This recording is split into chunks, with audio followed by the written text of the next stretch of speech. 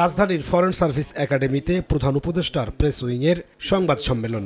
এতে উঠে আসে আইন শৃঙ্খলা পরিস্থিতি, অর্থনীতি, অন্তর্বর্তী সরকারের কার্যক্রম ও সমসাময়িক নানা প্রসঙ্গ। প্রেস সচিব জানান, আইন শৃঙ্খলা পরিস্থিতি পর্যবেক্ষণ করতে দ্রুত ব্যবস্থা নিতে উদ্যোগ নিয়েছে সরকার।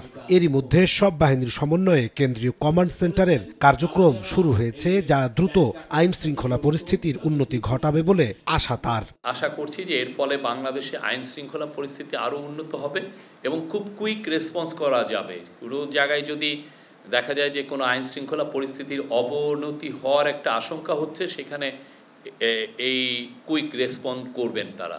অর্থ পাচারে জড়িত শেখ হাসিনার ঘনিষ্ঠ ১২ জনকে চিহ্নিত করার কথা জানিয়ে প্রেস সচিব জানান, ব্যাংক লুটকারীদের দ্রুত আইনের আওতায় আনার নির্দেশ দিয়েছেন প্রধান উপদেষ্টা।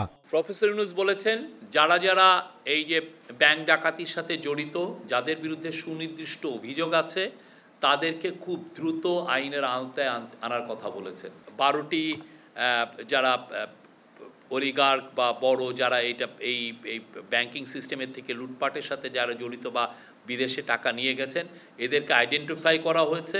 এরা কিভাবে টাকা নিয়েছেন সেটার ট্রেলটা আমরা দেখছি। এটার একটা ইস্টাবলিশ একটা সিস্টেম আছে কিভাবে টাকাটা আনা যায়। অর্ধেক পাউডারে দ্বিগুণ উজ্জ্বলতা, নতুন রিন অ্যাডভান্সড অর্ধেক পাউডারে দ্বিগুণ উজ্জ্বলতা। গত 6 মাসে প্রবাসী আয় ও অর্থনৈতিক প্রবৃদ্ধি বেড়েছে জানিয়ে সংবাদ সম্মেলনে বলা হয়, রমজানে খাদ্য ঘাটতির কোনো শঙ্কা নেই। ইকোনমি ঘুরে দাঁড়িয়েছে। নাজমুস সালেহী, সময় সংবাদ, ঢাকা।